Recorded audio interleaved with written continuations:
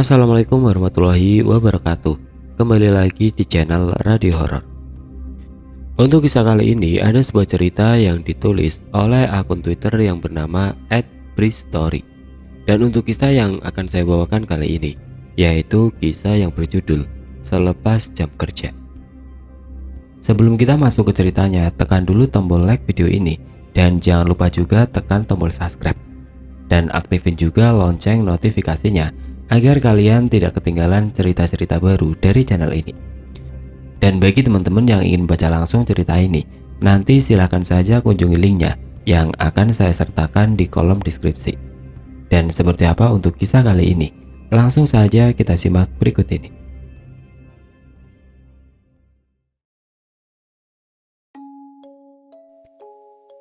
Kali ini ada sebuah cerita tentang pengalaman Mas Yono dan kawan-kawan ketika bekerja sebagai security di salah satu gedung di Jakarta. Yono, jam 1 lewat tengah malam. Lantai 23, lantai 22, lantai 21, lantai 20, lantai 19, lantai 18. Lift berhenti bergerak. Pintu lift terbuka dengan sendirinya di lantai 18. Padahal aku nggak menekan tombolnya tadi. Gelap, lantai 18 ini sangat gelap. Penerangan hanya bersumber dari cahaya lampu dari dalam lift yang isinya hanya ada aku sendirian. Sangat berat kaki untuk melangkah. Kejadian yang terjadi beberapa minggu lalu membuatku berpikir 1000 kali untuk melongokkan kepala sekedar untuk melihat keadaan. Pintu lift tetap dalam keadaan terbuka. Dari tempatku berdiri, aku menjulurkan tangan semaksimal mungkin meraih tombol untuk menutupnya. Tombol berhasil kujangkau, lalu kutekan beberapa kali. Namun, lift tetap saja nggak mau menutup. Aku mendekat ke pintu, mencoba sekali lagi menekan tombol penutup. Kutekan beberapa kali. Nggak ada pergerakan dari pintu, tetap dalam keadaan terbuka. Apa rusak ini lift? Dalam kesendirian itu, aku bergumam dalam hati. Duk, duk, duk, duk. Tiba-tiba terdengar suara langkah bersepatu. Suara langkah kaki bersepatu yang berjalan di atas lantai berlapis karpet. Aku maju 2 langkah, kemudian melongokkan kepala keluar lift, menengok ke kiri, ke kanan. Dalam gelap, aku gak melihat apa-apa. Hanya lantai kosong dengan beberapa ruangan yang tertutup pintunya. Duk, duk, duk, duk. Suara sepatu itu terdengar lagi. Kali ini lebih jelas, lebih dekat. Seperti ada orang yang berjalan mendekat ke arah lift, ke arah tempatku berdiri. Aku merinding, lalu mundur beberapa langkah untuk kembali masuk ke dalam lift. Langsung kutekan kembali tombol penutup. Syukurlah, lift akhirnya tertutup. Kemudian bergerak turun. Sambil menunduk, aku menghela nafas panjang. Gak ada apa-apa, aman, alhamdulillah. Begitu ucapku dalam hati. Namun sekonyong-konyong hidungku mencium sesuatu. Wangi parfum pria tiba-tiba semerbak tercium di dalam lift. Aku langsung menengadahkan wajah dari posisi menunduk. Posisiku dekat dan menghadap pintu. Aku terdiam, badanku lemas sekujur-kujur, merinding ketakutan. Dari pantulan cermin di pintu lift, aku melihat ada seseorang yang sedang berdiri tepat di belakangku. Ternyata aku nggak sendirian. Seorang laki-laki dengan tinggi badan nyaris sama denganku, berkemeja biru muda, dasi, dan celana hitam. Dia menunduk, nggak menampakkan wajahnya. Kapan dia masuk ke lift? Sebuah pertanyaan yang sangat sulit untuk dijawab. Karena sejak dari basement hingga ke lantai paling atas tadi, aku patroli sendirian, benar-benar sendirian. Sampai ketika harus turun kembali, aku tetap sendirian. Gedung seharusnya sudah dalam keadaan kosong. Aku hanya diam, gak berani menyapa ataupun mengajaknya berbicara. Wangi parfum tubuhnya terus saja menyeruak memenuhi seisi lift, membuat lidah ini semakin keluh. Gerakan lift yang menuju basement terasa sangat lambat. Tiba-tiba, dia mengangkat wajahnya. Wajah pucat dengan lingkar hitam tipis di sekeliling 2 matanya. Saya turun di lantai 3 ya Pak. Suara pelan keluar dari mulutnya. Tanpa basa-basi, aku langsung menekan tombol lantai 3. Tubuhku gemetar ketakutan. Siapa orang ini? Mau apa ke lantai 3? Beberapa puluh detik yang cukup lama, sampai akhirnya pintu lift terbuka di lantai 3. Permisi Pak, terima kasih. Aku langsung bergeser ke kiri, merapat ke dinding lift, membiarkannya berjalan keluar. Langkahnya sangat pelan, seperti orang yang sedang merasakan sakit di sekujur tubuhnya. Seperti lantai yang lainnya, lantai 3 juga sangat gelap kondisinya. Hanya lampu dari dalam lift yang menjadi sumber penerangan. Lelaki itu berjalan keluar dan melangkah ke arah kiri, sementara aku hanya memperhatikannya tanpa berani melongokkan kepala untuk melihat kemana dia akan berjalan. Gak mau tahu.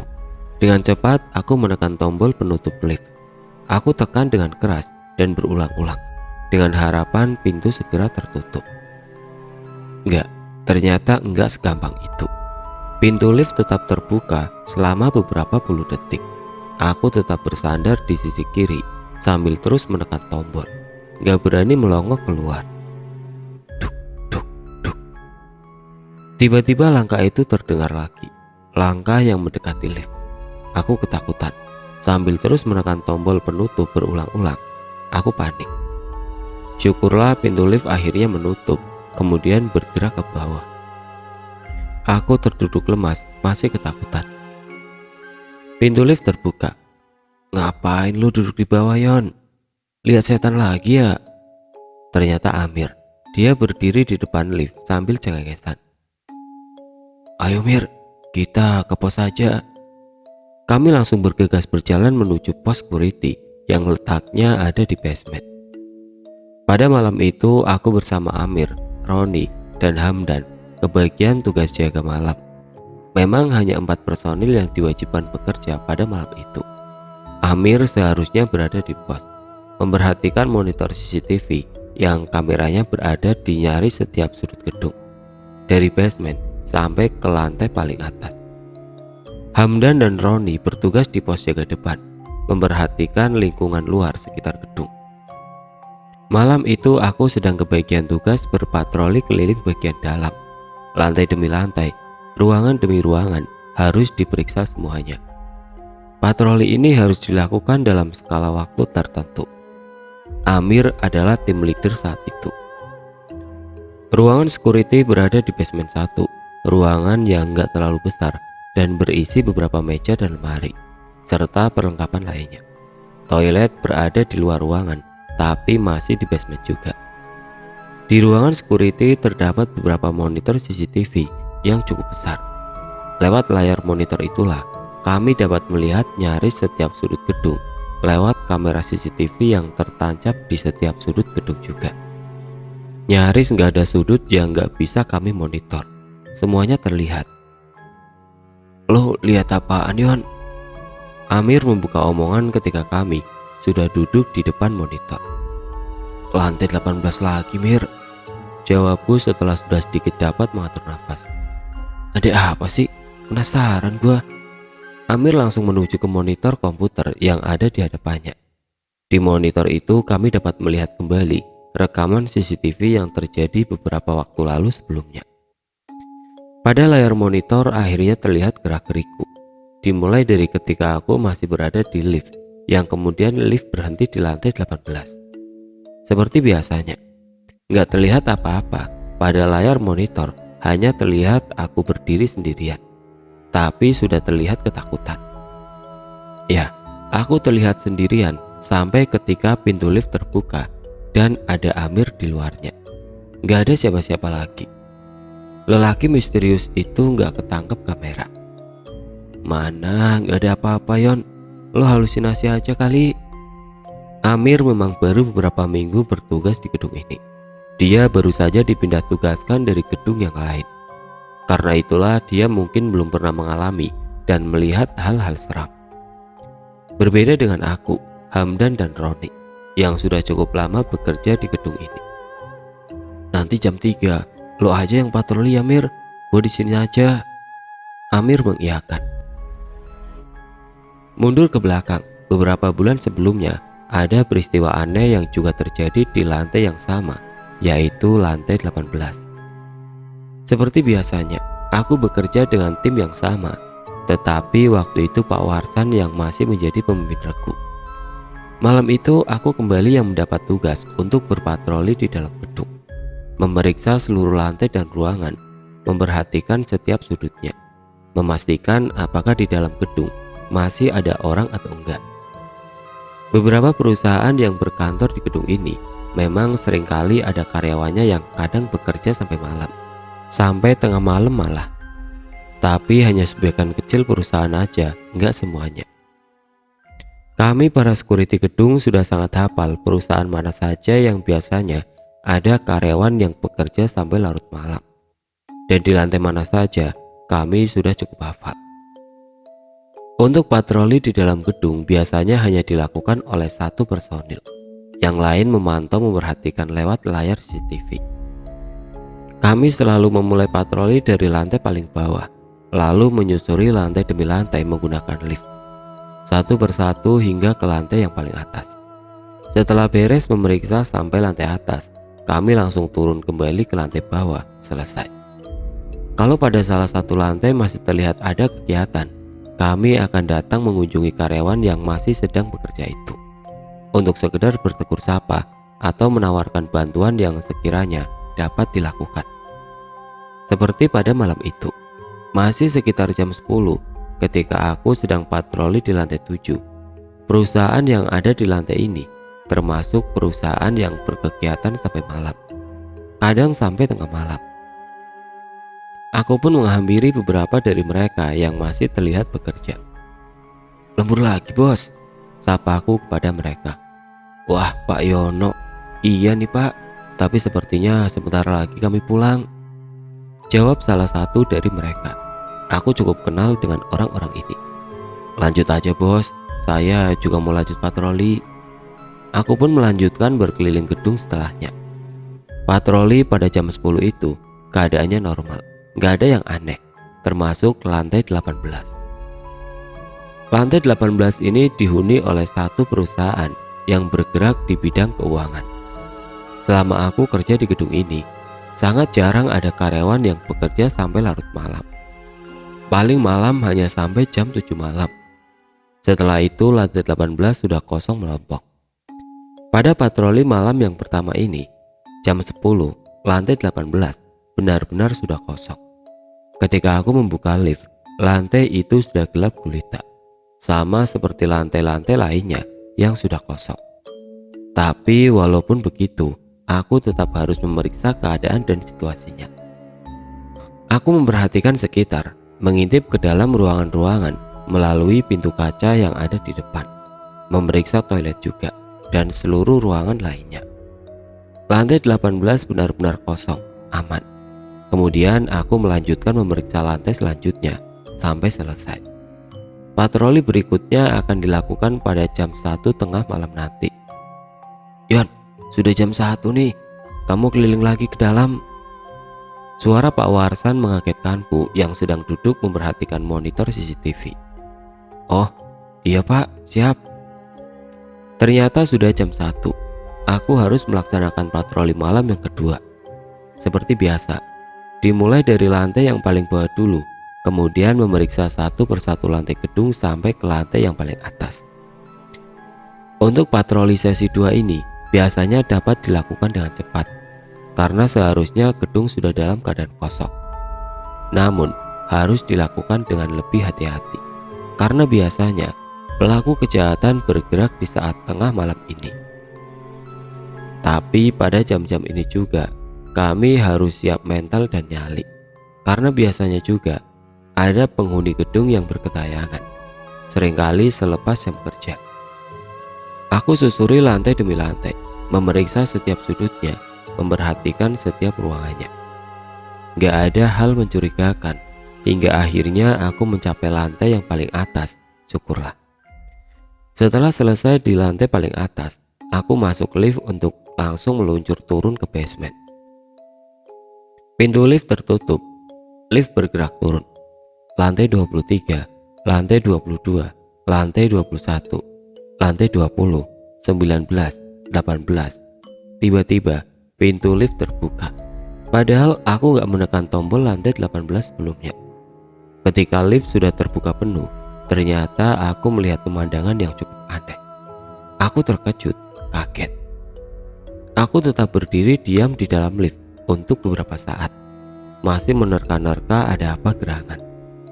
Di lantai 18 pada saat itu terlihat terang benderang. Ada beberapa orang lalu lalang lewat depan lift dan meja resepsionis. Meja resepsionis terletak persis di depan lift, hanya berjarak sekitar 5 meter. Aku terheran-heran karena beberapa saat sebelumnya ketika aku periksa, lantai 18 ini sudah kosong melompong dan gelap. Gak ada orang sama sekali. Kenapa ini tiba-tiba banyak orang? Suasananya persis seperti suasana ketika siang hari pada saat jam kerja. Ramai. Orang-orang yang berlalu lalang terlihat normal, mengenakan baju kerja seperti biasa, laki-laki dan perempuan. Tapi ada yang aneh. Mereka semua seperti nggak memperhatikan aku yang sedang berdiri di dalam lift. Seperti nggak menyadari kalau aku ada. Semuanya sibuk dengan kegiatannya masing-masing. Pada saat inilah aku mulai sadar kalau ada yang nggak beres, kalau ada yang aneh. Perasaan mulai nggak enak, ketakutan ketika menyadari kalau aku nggak mengenali satupun wajah dari orang-orang itu. Aku nggak ada yang kenal, semuanya asing. Ada yang bisa dibantu, Pak? Tiba-tiba ada suara perempuan membuyarkan pikiranku yang tengah terhipnotis. Perempuan itu berdiri di balik meja resepsionis. Meja yang letaknya persis di depanku berdiri. Perempuan berkulit putih dengan rambut sebahu, mengenakan blazer hitam selayaknya karyawati. Sama dengan yang lainnya, aku gak kenal perempuan ini.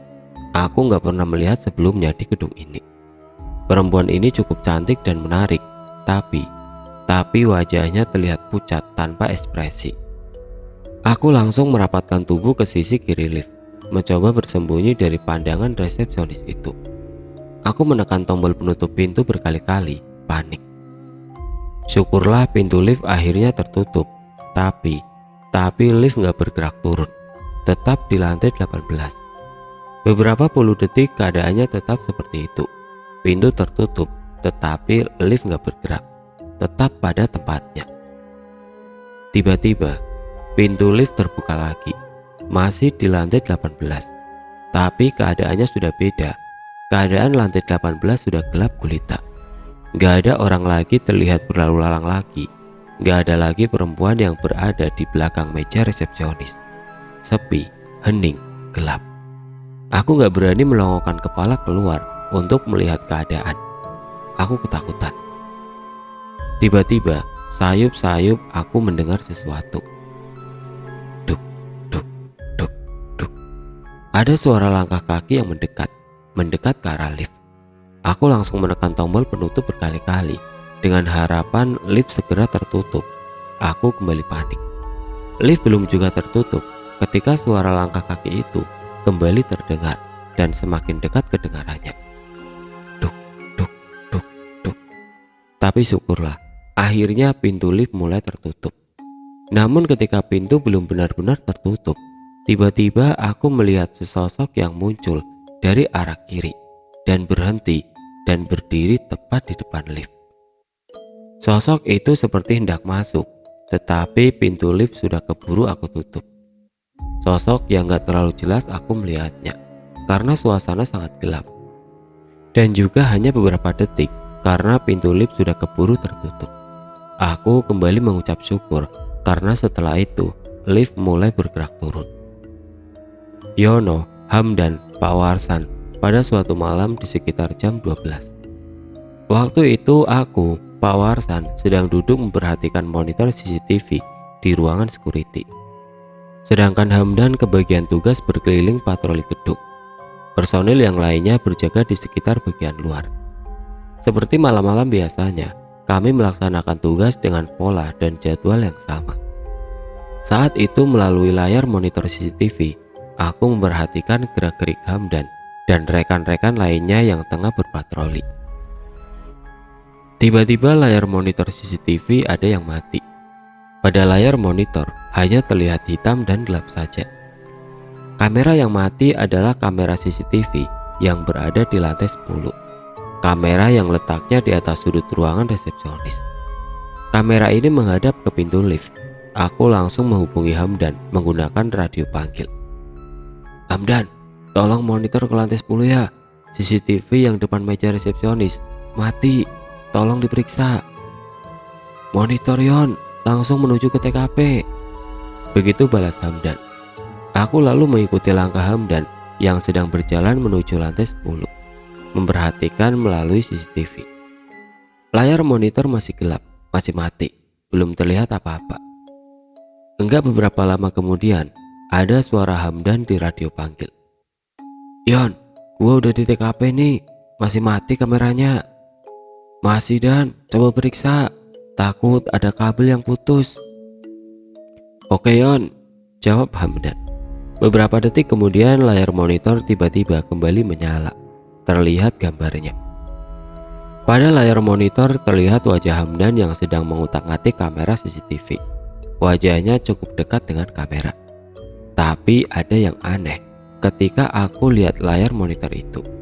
Sangat aneh dan menakutkan. Aku terhenyak kaget, bulu kuduku merinding semua. Aku melihat sesuatu di layar monitor. Pak Warsan, bisa kesini sebentar Pak, lihat monitor CCTV. Aku memanggil Pak Warsan yang sedang duduk di kursinya yang terletak di dekat pintu ruangan. Ketika Pak Warsan sudah berdiri di belakangku dan ikut memperhatikan layar monitor CCTV, dia ikut terdiam. Kami berdua terdiam beberapa saat. Yon, sudah nyala belum? Suara Hamdan di radio panggil mengagetkan kami berdua yang tengah terdiam ketakutan.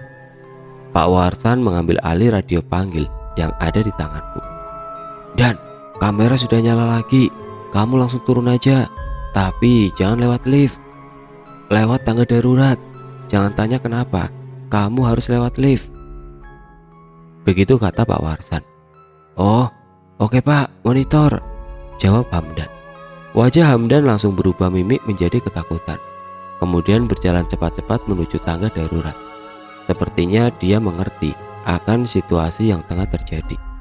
Setelah mendengar omongan Pak Warsan melalui radio panggil, ada apa di layar monitor CCTV? Kenapa aku dan Pak Warsan menjadi diam ketakutan? Ternyata pada layar monitor kami melihat kalau Hamdan enggak sendirian.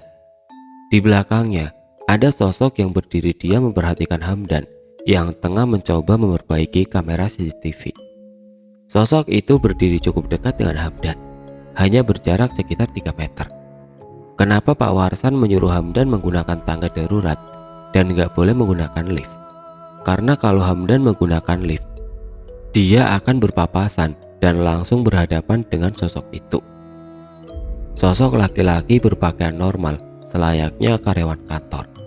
Tapi ada yang sangat menakutkan dari tampilannya. Aku dan Pak Warsan melihat dia berdiri di belakang Hamdan tanpa kepala. Sosok itu gak ada kepalanya. Banyak dari kita pernah merasakan seperti terjebak dalam satu situasi yang mengerikan, menciutkan nyali sampai titik terendah, entah itu di rumah atau tempat kerja. Keadaanlah yang akhirnya memaksa untuk menghadapi semuanya, pasrah dalam ketakutan. Seperti yang dirasakan oleh Mas Yono dan kawan-kawan ini ketika bekerja di salah satu gedung pencakar langit di jantung ibu kota Jakarta. Ruas jalan Sudirman masih padat ketika aku melintasinya, yang memang masih termasuk jamnya pulang kerja. Tapi itu orang lain. Sementara aku jam 8 malam harus berangkat menuju tempat kerja. Beginilah nasib pekerja yang terikat dengan shift pagi, siang, dan malam. Yon, kamu jaga pos dulu ya, biar Hamdan yang patroli duluan, ucap Amri ketika aku baru saja sampai di basement 1, tempat di mana pos security berada. Oke mas, jawabku pendek. Setelahnya aku berganti pakaian, mengenakan seragam. Gak terasa sudah hampir 1 tahun bekerja di gedung ini. Sudah cukup banyak pengalaman yang aku dapat. Selain itu juga aku dapat banyak teman baru. entah sesama security ataupun para karyawan yang bekerja di gedung ini. Secara keseluruhan, aku menikmati bekerja di gedung ini. Tapi ada ganjalan yang jadi beban di dalam hati. Terkadang aku merasa kurang nyaman dengan situasi gedung ini pada malam hari. Maka dari itu aku sedikit gemetar apabila sedang mendapat giliran kerja malam. Walaupun terkadang banyak kejadian aneh juga di siang hari. Tapi mau gimana lagi, resiko pekerjaan yang harus dijalani. Gedung ini seperti hidup, banyak kegiatan yang seringkali nggak masuk logika. Aku seringkali membahasnya dengan rekan sesama security, terkadang dengan teman karyawan lain. Beberapa kejadian yang cukup aneh dan menyeramkan akan aku ceritakan pada malam ini. Selepas jam kerja, di salah satu gedung di bilangan Sudirman Tamrin, Jakarta. Setelah sudah siap dan berpakaian dinas, aku duduk di kursi depan layar monitor CCTV, memperhatikan dan mengawasi keadaan situasi gedung melalui layar besar yang berbaris di hadapan. Segelas kopi dan sebatang rokok menemani, membantu agar tetap terjaga. Sementara Iwan duduk di ruang sebelah monitor televisi, menunggu gilirannya berpatroli. Malam ini kami bertugas dengan 5 personil. Amri dan Roni menjaga pos depan dan belakang. Hamdan sedang patroli gedung. Aku dan Iwan masih menjaga pos. Penempatan ini akan berlangsung selama 2 jam ke depan. Setelah itu kami berganti tugas. Sudah hampir jam 11 malam ketika suara Hamdan terdengar melalui radio komunikasi. Pos 1, di sini Hamdan. Di sini Yono, ada apa Dan? Tanyaku. Yon, gue di lantai 15 nih, bisa bantu tolong lihat ruangan staf PT Sentosa nggak? Begitu katanya. Aku langsung memeriksa ruangan yang dimaksud oleh Hamdan di lantai 15. Melihatnya melalui layar monitor. Gak ada apa-apa Dan, ruangan udah kosong, emang ada apa? Tanyaku ketika sudah mengecek melalui CCTV. Coba lo lihat ruang kaca yang di pojok, masih ada orang gak? Tanya Hamdan lagi. Lantai 15 adalah lantai yang digunakan oleh perusahaan marketing, bergerak di bidang properti. Memang, seringkali ada karyawannya yang bekerja sampai larut malam, kadang sampai hampir jam 12 malam. Termasuk GM-nya yang memiliki ruangan sendiri, yaitu ruangan kaca yang letaknya di pojok. Ruangan yang Hamdan tanyakan. Tapi di jam 11 ini aku melihat kalau seluruh ruangan di lantai 15 sudah kosong, termasuk ruangan GM. Gak ada orang, udah kosong, sepi, ada apa Dan? Tanyaku kemudian. Komputer di ruangan kaca nyala nggak? Tanya Hamdan lagi. Enggak Dan, mati, ada apa sih? Sekali lagi aku tanya Hamdan. Nanti aja ceritanya, lo standby terus ya, jangan kemana-mana. Tutup Hamdan seraya melanjutkan patrolinya. Dari nada bicaranya, terlihat sekali kalau dia melihat atau sedang merasakan sesuatu. Aku yakin. Sekitar jam 12, akhirnya Hamdan sudah kembali ke pos. Enggak basa-basi, aku langsung bertanya tentang percakapan kami tadi sebelumnya. Emang tadi di lantai 15 ada apa Dan? Tanyaku. Lalu Hamdan bercerita. Jadi seperti biasa, dia berpatroli berkeliling di dalam gedung, lantai demi lantai, memastikan kalau situasi dan keadaannya sudah aman. Kami selalu mulai berkeliling dari lantai paling atas, lalu satu persatu lantai di bawahnya kami periksa sampai ke basement. Menurut Hamdan, dari lantai paling atas sampai ke lantai 16, keadaannya normal dan situasinya aman. Memang ada beberapa karyawan yang masih bekerja, tapi mereka sudah bersiap untuk pulang. Sementara ruangan dan lantai lainnya lebih banyak yang sudah kosong. Nah, kejadian aneh terjadi ketika Hamdan sampai di lantai 15. Keluar dari lift, lampu di lobi sudah mati. Tapi walaupun begitu, Hamdan tetap harus melakukan patroli, memeriksa situasinya. Yang pertama dia datangi adalah pintu yang menuju ruangan staf. Ruangan ini sangat besar karena dapat menampung belasan hingga puluhan karyawan. Di ujung ruang staf ada ruang kaca yang ditempati oleh general manager. Ruangan kaca ini letaknya paling ujung, paling jauh jaraknya dari pintu utama. Di sebelah kirinya, beberapa belas meternya kira-kira jaraknya, ada pintu menuju musola dan ruangan yang biasanya digunakan untuk meeting. Awalnya, Hamdan hanya mengintip melalui kaca yang ada di pintu utama, sebelah meja resepsionis. Biasanya memang hanya itu yang kami lakukan, melihat dari pintu, karena dari situ pun sudah terlihat hampir semua sudut ruangan. Kalau nggak terpaksa, kami nggak akan masuk ke dalam. Dari pintu, Hamdan melihat kalau ruangan sudah kosong, lampunya sudah mati, sama sekali sudah nggak kelihatan ada orang. Tapi ketika melihat ke ujung, ke ruang kaca, Hamdan melihat kalau di dalamnya masih ada cahaya, tapi bukan lampu. Di ruang kaca, Hamdan melihat kalau komputer di atas meja masih menyala. Dari situlah cahaya terang berasal. Hanya monitor komputer yang menyala, nggak terlihat ada orang di dalam ruangan. Kosong. Maka dari itulah Hamdan berniat untuk ke sana dan memeriksanya. Perlahan Hamdan membuka pintu. Benar, ruangan staf sudah benar-benar kosong, nggak ada orang sama sekali. Lampunya pun sudah mati semua.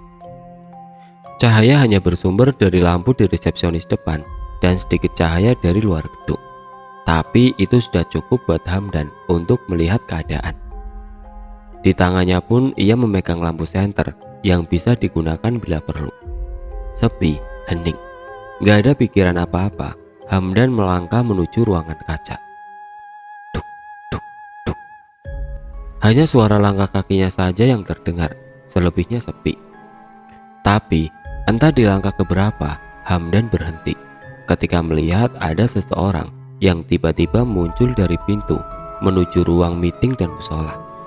Seorang laki-laki berperawakan tinggi besar, menggunakan kemeja putih lengan panjang, berdasi, celana panjang berwarna gelap. Lelaki ini keluar dari pintu sebelah kiri, berjalan menuju ruang kaca yang sejak tadi pintunya dalam keadaan terbuka. Dia berjalan tanpa sedikit pun melihat ke arah Hamdan. Pandangannya terus lurus ke depan. Awalnya Hamdan hendak langsung menyapa sosok lelaki itu, tapi urung karena perasaannya mulai gak enak ketika menyadari sesuatu. Ternyata lelaki itu berjalan gak bersuara, sama sekali gak ada bunyi yang terdengar. Sejak kemunculannya dari pintu gak ada suara, langkah kakinya senyap, hening saja. Hamdan tetap berdiri pada posisinya ketika laki-laki itu benar-benar sudah masuk ruangan kaca, lalu duduk di depan komputer. Ketika duduk inilah Hamdan akhirnya dapat melihat wajahnya dengan jelas. Cahaya monitor membantu menerangi penampakannya.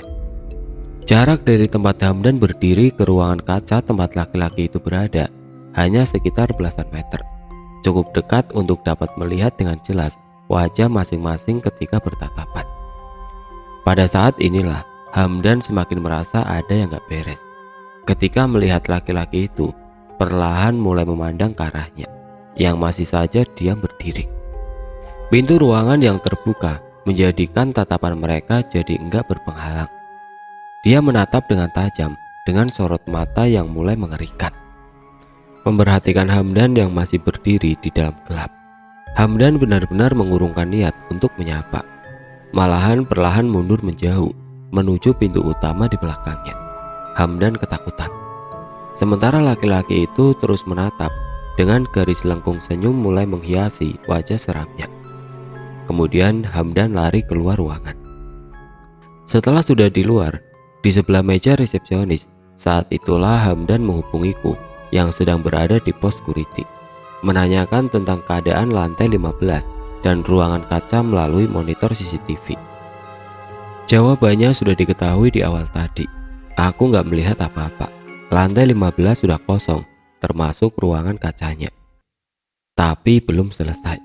Setelah perbincangan denganku selesai, Hamdan masih penasaran. Sekali lagi dia mengintip melalui kaca kecil yang ada di pintu utama. Untuk melihat ke ruangan kaca, dia ingin memastikan sekali lagi.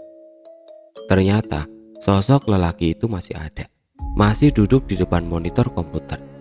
Wajahnya masih menatap ke arah Hamdan yang sedang mengintip dari balik pintu. Beberapa detik kemudian, sosok menyeramkan itu bangkit dari duduknya, lalu berjalan mendekat ke pintu utama, tempat di mana Hamdan sedang mengintip. Enggak berpikir panjang, Hamdan langsung lari menuju tangga darurat, meninggalkan lantai 15. Di lantai 15, aku juga pernah mengalami peristiwa yang menyeramkan. Terjadi beberapa bulan sebelum kejadian Hamdan tadi. Peristiwanya terjadi di siang hari. Hari libur tanggal merah, aku lupa hari besar apa waktu itu. Kalau siang, apalagi hari libur, penjagaan gak seketat malam di hari kerja. Patroli di bagian dalam gedung hanya dilakukan apabila ada hal yang memaksa kami untuk memeriksa. Kalau situasi normal, kami jarang berpatroli, hanya menjaga dan memeriksa situasi di luar saja. Waktu itu kami hanya berempat, aku, Amrik, Hendra, dan Iwan. Sekitar jam 1 siang, ketika sedang berada di sekitaran lobi, tiba-tiba suara Iwan yang sedang berada di pos memanggilku lewat radio. "Yon, bantu periksa lantai 15 ya. Tadi pagi ada 2 orang karyawannya datang, tapi gua nggak lihat di monitor mereka. Udah nggak kelihatan lagi. Tolong dicek, Yon." Begitu kata Iwan. Aku langsung menyanggupinya, lalu bergegas menuju lantai 15 menggunakan lift. Memang, walaupun hari libur, selalu ada beberapa karyawan yang tetap masuk. Ada yang memang giliran piket, ada pula yang memang ada kepentingan mendadak. Tapi untuk lantai 15, jarang kami melihat karyawan yang datang di hari libur. Makanya Iwan tahu kalau ada karyawan lantai 15 yang datang di hari libur itu. Selain itu juga mereka pasti datang ke security terlebih dahulu untuk bisa masuk ke gedung. Lift berhenti di lantai 15. Ketika pintu terbuka, yang kulihat pertama kali adalah meja resepsionis yang dalam keadaan kosong. Selebihnya juga kosong, dengan udara yang sedikit gerah karena AC gedung memang dalam keadaan mati. Aku melangkah menuju pintu masuk ruangan kerja PT Sentosa. Pintu yang ada bagiannya yang berbahan kaca. Letaknya di sebelah kiri meja resepsionis. Sesampainya di depan pintu, aku gak serta-merta membukanya, tapi mengintip terlebih dahulu, melihat keadaan di dalam. Kosong, ruangan besar itu kosong. Sama sekali gak ada orang. Ruang kaca yang berada di paling ujung pun kelihatan kosong. "Wan, 15 udah kosong, gak ada orang lagi." Aku menghubungi Iwan ketika masih berdiri di depan pintu. "Coba lu masuk ke dalam, Yon, pastiin aja. Habis itu, jangan lupa kunci lagi pintunya." Begitu Iwan bilang, aku turuti kemauannya. Ternyata benar, pintu ruangan gak terkunci ketika aku membukanya. Pertama yang aku lakukan adalah melihat sekeliling ketika sudah berada di dalam. Memperhatikan setiap sudut ruangan sambil terus melangkah menuju ruangan kaca paling ujung. Kosong, ruangan ini kosong. Begitu juga ruangan kaca ketika aku sudah berada di depannya. Gak jauh di sebelah kiri ada pintu menuju musola, toilet, dan ruang meeting. Aku harus menuju ke ruangan itu semua untuk memeriksa. Siapa tahu 2 karyawan itu sedang ada di sebelah. Sekalian, begitu pikirku dalam hati. Aku semakin yakin kalau harus ke sana ketika mendengar ada gemercik air dari toilet atau mungkin tempat wudhu musola. Aku harus memeriksanya. Setelah melewati pintu, yang aku temui pertama kali adalah toilet. Lalu aku membuka pintunya untuk memeriksa ke dalam. Kosong, toilet dalam keadaan kosong. Airnya pun dalam keadaan mati. Aku lalu melanjutkan langkah lagi untuk memeriksa ruangan berikutnya. Benar. Ternyata ada 1 keran air yang menyala. Keran untuk berwudu. Aku langsung berjalan ke keran yang terbuka itu untuk menutupnya. Di sebelah kanan barisan keran, ada pintu musola yang selalu dalam keadaan terbuka. Jadi keadaan di dalam musola yang cukup besar itu akan selalu terlihat dari lorong di depannya. Nah, pas saat itulah aku melihat ada yang sedang melaksanakan sholat, menghadap kiblat yang arahnya berlawanan dengan keberadaanku yang sedang berdiri di lorong. Jadi aku melihat mereka yang sedang sholat dari belakang. 2 orang bermukena, yang satu sholat di pojok kanan, satu lagi beberapa langkah di belakangnya. Keduanya sedang dalam posisi berdiri. Oh, ternyata sedang pada sholat. Begitu pikirku dalam hati. Lalu aku melanjutkan langkah menuju ruang meeting yang ada di depan, sebelah kanan lorong. Ruang meeting dalam keadaan gelap dan kosong. Saat itulah aku memutuskan untuk kembali menuju pintu keluar. Karena berkesimpulan kalau lantai ini aman. Karyawan yang dimaksud oleh Iwan ternyata sedang sholat di musola. Tapi tiba-tiba Iwan memanggilku melalui radio. "Gimana Yon? Aman?" "Aman Wan, karyawannya 2 perempuan lagi pada sholat di musola," jawabku tanpa beban. "Perempuan? Karyawan yang datang tadi pagi laki-laki semua Yon. Coba cek lagi deh," timpal Iwan. Nah loh, kejutan berikutnya ketika tiba-tiba Hendra ikut nimbrung bicara di frekuensi radio yang sama. "2 karyawan laki-laki yang tadi pagi di lantai 15 bukan? Mereka udah pulang jam 11 tadi. Pamitnya ke gua, lantai 15 udah kosong dari tadi," begitu kata Hendra. Perasaanku mulai gak enak. "Wan, tolong lihat CCTV musola sekarang dong." Dengan suara pelan, masih berdiri di depan ruang meeting, aku meminta Iwan melihat keadaan di dalam musola melalui CCTV. "Udah, gue lagi lihat monitor musola nih sekarang. Musola kosong, gak ada siapa-siapa. Coba cek lagi," kata Iwan. Kosong. Jelas-jelas aku melihat 2 perempuan yang sedang sholat beberapa puluh detik lalu. Perasaan semakin gak enak. Melihat lorong belakang ini semakin mencekam rasanya. Kalau mau keluar ruangan pun, aku harus lewat depan musola lagi. Cukup lama berdiri di depan ruang meeting, bingung harus berbuat apa. Akhirnya karena gak ada jalan lain, aku harus berjalan keluar lewat depan musola. Melangkahkan kaki perlahan mendekati pintu musola yang masih dalam keadaan terbuka. Ketika sudah benar-benar berada di depannya, perasaanku mengalahkan kekhawatiran. Aku menoleh ke dalam. Benar, mereka masih ada.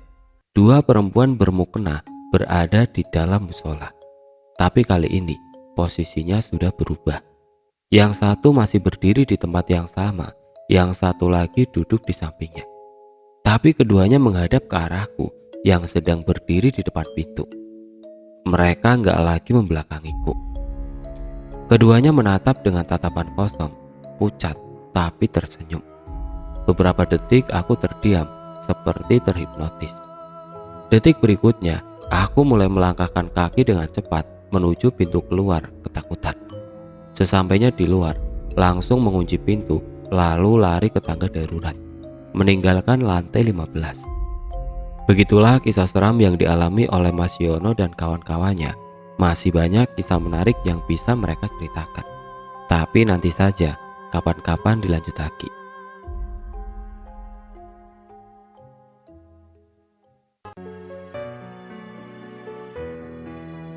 Oke teman-teman, seperti itulah akhir dari kisah ini. Bagaimana menurut kalian tentang kisah ini? Tulis komentar kalian di kolom komentar. Dan bagi teman-teman yang baru bergabung, jangan lupa untuk like, komen, share, serta subscribe channel ini. Dan nantikan kisah-kisah horor berikutnya tetap di channel Radio Horor. Wassalamualaikum warahmatullahi wabarakatuh.